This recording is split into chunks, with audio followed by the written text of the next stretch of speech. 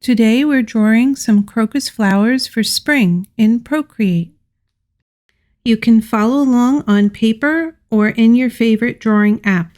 If drawing on paper, be sure to listen for optional instruction. Here's the colors we'll be using today. These colors are part of a 30-color palette in my Spring Flowers art set, available in my store at AWJULESSTUDIO.com.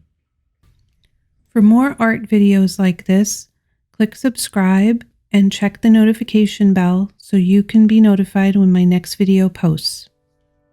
Let's start drawing. I'm starting out with some texture in the background to represent snow, but you could wait to add that in later. You'll see in the lower left corner of the screen which brushes I've used today. You can use whichever brush you want. Let's start out with a light pencil sketch. We're just going to loosely draw the shapes of the petals down to the ground. When sketching the center of a flower, which is the stamen, you want to be as organic as possible with your shape. So just try to be very loose and be sure not to add in any angles or circles. The more organic it's drawn, the better.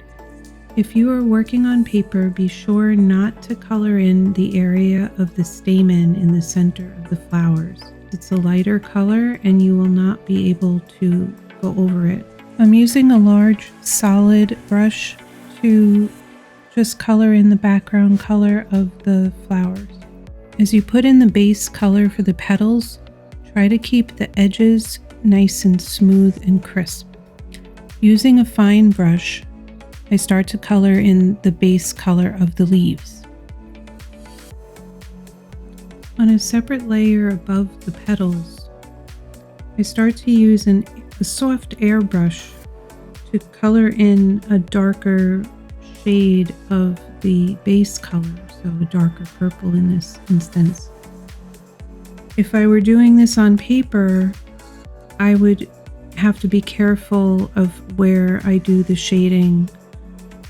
On the tablet, you would always be able to come back and erase it a little bit to get a softer feel, which is what I ended up doing.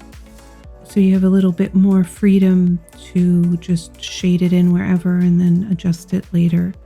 So if you're working on paper, carefully shade and go very slowly, because once it's on the paper, it's on the paper. This is just a general shading just to start to give it some shape. So in shading the petals of the flowers, you want to have the bottoms of the petals that are closest to the stems gradually get lighter as they get to the tip of the petal. And when they're on the inside of the flower, the same thing. This way there will be contrast between the center of the flower and the petals that are in the foreground. As always, if you have images of the flowers we are drawing today, it's always good to go by some reference, or live flowers is always best. Whatever you have access to. For the leaves, I used a white and I airbrushed it on top to give it the look of similar to a scallion. You could do the same thing if you're working on paper. You just need to use a very waxy white medium, like a waxy colored pencil or crayon or color pastel. Use an orange for the stamen detail. I made my brush very fine to just give it some extra little added detail. Try to make some organic shapes in there and it will look more real. So you could play around a little bit with the color for the background. I chose to make mine more of a purple hue. If you're working on paper, I suggest you use a scrap piece of paper and try doing different shades and textures for the snow before you go to put it on your final piece. With a darker color on the petals, I color in the lines of the textures that's on the petals. This might be a little easier on a tablet. I used a short hair brush. That just gives you extra lines all at once, so this way you're not drawing as many lines one after the other. Traditionally, we'll be drawing the lines little at a time, so just take your time and try to keep them uniform. If you start to get tired, it's better to just wait and do another petal another time and come back to it.